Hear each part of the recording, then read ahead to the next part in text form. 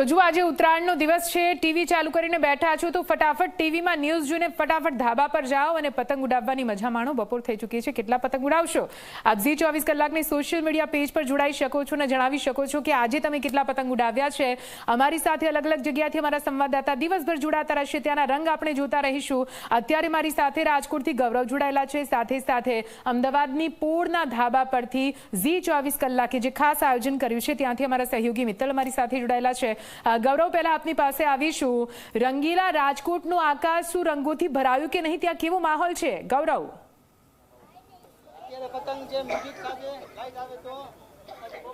ચોક્કસ જ નિધિ, મકર સંક્રાંતિનો પર્વ છે અને આ પર્વ પર સૌ કોઈ હર્ષો ઉલ્લાસ સાથે પતંગ છે તે ઉડાવતા હોય છે। ધાબા પર વહેલી સવારથી જ લોકો છે તે પહોંચી ચૂક્યા છે અને પતંગ છે તે ઉડાવવાનો પ્રયાસ છે તે કરી રહ્યા છે। જો કે પવન છે તે સાથ ન આપતો હોવાથી ટીચકીઓ છે તે લગાવવાનો વારો આવ્યો છે, સાથે જ લાઇટ નથી અને તેને કારણે જે તેમના ડીજે સાઉન્ડ સિસ્ટમ છે તે વાગતા નથી।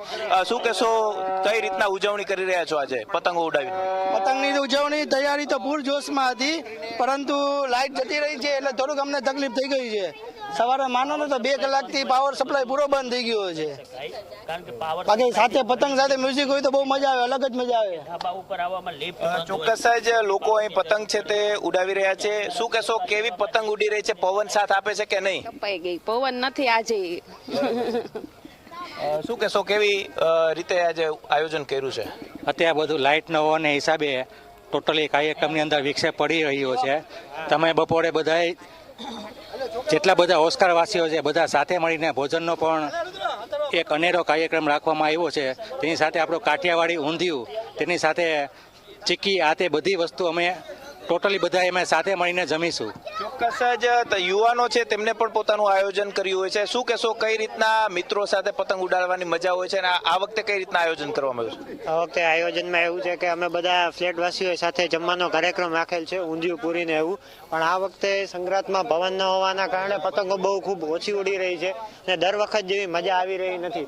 અત્યારે પણ બહુ પવન ઓછો હોવાના કારણે પતંગો ચગતી નથી, ઘણી સમયથી ટ્રાય કરીએ છીએ, ચગી શકતી નથી। ચોક્કસ જ પવન સાથ છે તે આપતો નથી। રૂપેશભાઈ, કેમ ટીચકીઓ મારવી પડી રહી છે? પવન નથી, લાઇટ નથી, શું કરીએ, બંને નથી સાથે। શું આયોજન છે આજે ધાબા ઉપર? કઈ રીતના ખાણીપીણી? બોરડી પ્લસમાં સાથે જમવાનું છે, ઊંધિયું ખાશું।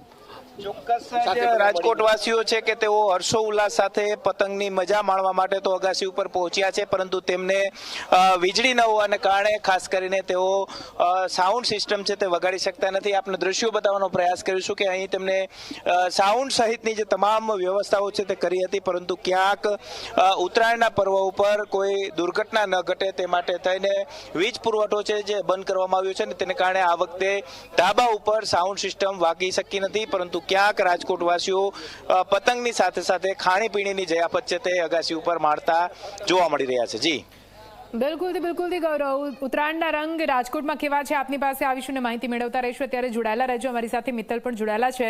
મિત્તલ, બપોર થવા આવી છે, હવે તો આકાશ રંગોથી ભરાઈ ગયું હશે, ત્યાં કયા પ્રકારનો માહોલ છે? આપણા ખાસ મહેમાનો આપણા ધાબા પર આપણે ઇન્વાઇટ કર્યા છે, શું તે ત્યાં પહોંચ્યા?